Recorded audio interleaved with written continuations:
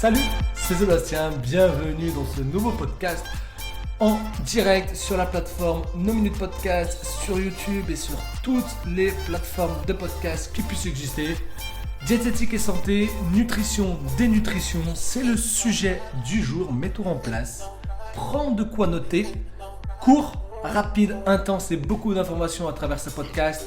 Je remets un peu de musique et à tout de suite.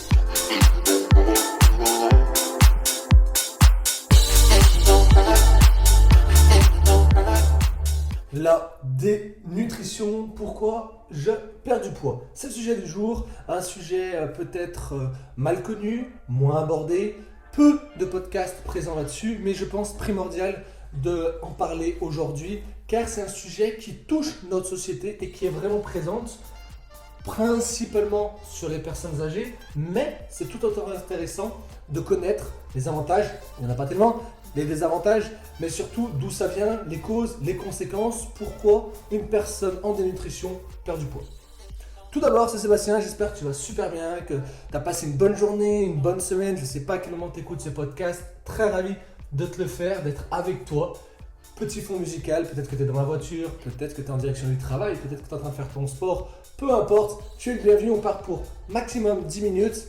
Et un super sujet aujourd'hui de nutrition, nutrition un peu clinique, on va parler de dénutrition comme tu as vu dans le titre et comme je t'ai parlé juste avant. Alors, comme tu le sais, en vieillissant, on perd des muscles. Ça c'est logique, je ne vais pas te l'apprendre. Et du coup, ton corps, il va puiser de l'énergie qui va être nécessaire au fonctionnement des muscles et notamment des tissus gras.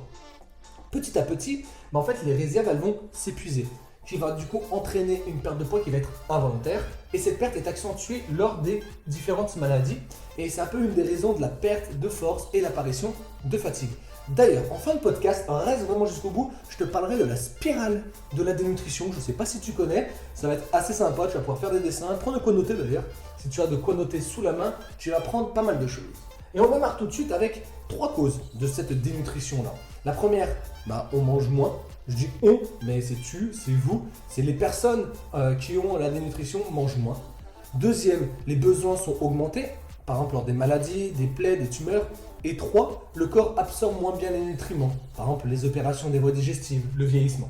Et du coup, ces 3 causes vont donner 6 conséquences. Les 6 conséquences sont une augmentation de la toxicité des traitements, une diminution de l'efficacité de ces traitements, une augmentation pathologique de fatigue, une difficulté par exemple de cicatrisation, un affaiblissement musculaire et une baisse des défenses immunitaires. Alors, tu me dis Sébastien, tu vas parler des causes, des conséquences, mais concrètement, comment faire pour combattre cette perte de poids? Je vais te donner 4 méthodes à appliquer si tu connais une personne en état de dénutrition à l'heure actuelle. La première chose, c'est se faire suivre par un diététicien, diététicienne ou médecin, vraiment qui va être adapté et comprendre comment t'aider, comment avoir ces solutions à tes problèmes. Deuxième chose, il va falloir que tu adaptes ton alimentation, bien entendu. Une troisième chose, il va falloir que tu l'enrichisses, ton alimentation. Et le point numéro 4, tu peux ajouter ce qu'on appelle des compléments alimentaires pour compléter tes apports nutritionnels au quotidien. Alors, en parlant de compléments alimentaires, à quoi il peut être utile? Par exemple, dans une dénutrition. Le complément, il peut aider à... si ton alimentation elle est un peu insuffisante, il va permettre d'augmenter facilement tes apports en énergie, protéines, vitamines et minéraux. C'est-à-dire maximiser tous tes nutriments et minimiser les calories. Donc ça va être génial déjà. La deuxième chose d'un complément alimentaire, il peut prévenir la perte de poids. Par exemple, lors d'une chimiothérapie ou une radiothérapie. Le point numéro 3, le complément alimentaire peut être présent pour maintenir ou en tout cas améliorer la stature nutritionnelle chez les personnes âgées fragiles. Très souvent dans les hôpitaux, tu les vois les personnes, on leur donne ou on leur met en transfusion des compléments alimentaires pour compléter l'alimentation parce que des fois elles ne peuvent pas manger, elles sont sous-nutries. Donc du coup c'est très très important d'apporter ces apports-là. Et le point numéro 4 qu'un complément alimentaire peut être utile chez une personne de dénutrition, c'est diminuer la durée de son hospitalisation, par exemple pour une personne qui a eu une fracture à la hanche. Donc, je t'ai parlé un petit peu des causes, des conséquences, qu'est-ce qu'il faut faire. Je vais te donner quelques chiffres maintenant sur la dénutrition. Tu comprendras un petit peu qu'il y a quand même une bonne part à l'heure actuelle dans notre société qui a cette maladie, qui est référencée en termes de maladie. Et selon la Haute Autorité de Santé, un chiffrage a été fait en 2020 et la dénutrition touche jusqu'à 70% des personnes âgées hospitalisées. 70%. Dans ces 70%, tu en as 15 à 38% sont des personnes vivant en institution, donc tout ce qui va être EHPAD, tout ce qui va être maison de retraite. Et il y a aussi 4 à 10% des personnes vivant à leur domicile. Donc important de connaître ces chiffres pour pouvoir, une fois qu'on est sur le terrain, accompagner ces personnes-là. Alors les personnes âgées sont vraiment la population à haut risque en dénutrition.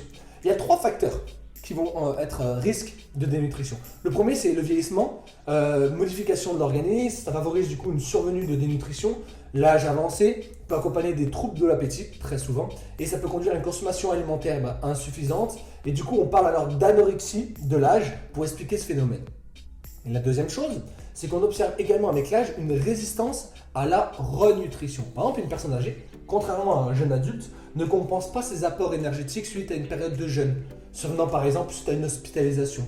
Et donc, il est extrêmement important d'anticiper, d'agir en prévention. Ensuite, enfin, point numéro 3, le troisième facteur, c'est qu'on observe chez les personnes âgées des modifications du métabolisme protéique, conduisant du coup à une diminution progressive de la masse maigre. Donc tout ce qui va être les réserves musculaires. Ah, papy, mamie, ils font pas tous du sport et ils sont pas là pour prendre du muscle. Et donc du coup, c'est au profit de la masse grasse très souvent. Et donc du coup, ce mécanisme appelé sarcopénie, c'est-à-dire une fonte musculaire, peut cependant être compensé par une activité physique régulière ou un apport en protéines adapté via l'alimentation.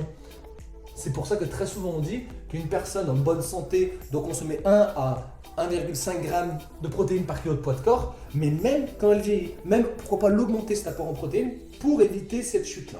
Ok ? Et la dénutrition, elle peut être de 2 choses. Et c'est super intéressant et vraiment là on est dans le cœur du sujet, c'est le plus important du podcast.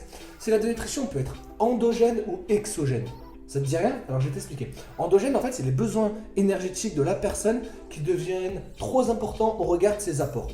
En fait, elle est liée à un hypercatabolisme, c'est-à-dire que tu as une dégradation qui est un peu trop importante des protéines, des lipides, des glucides dans l'organisme, et il n'y a pas de compensation sur l'alimentation. En fait, c'est un mécanisme de défense immunitaire survenant à la suite de maladies, et plus généreusement, tout état inflammatoire, aigu ou chronique. Mais tu as la deuxième chose aussi, c'est côté exogène. Par rapport, c'est les apports énergétiques qui sont trop faibles. Et du coup, au regard des besoins de la personne, car si par exemple, elle peut diminuer sa consommation alimentaire.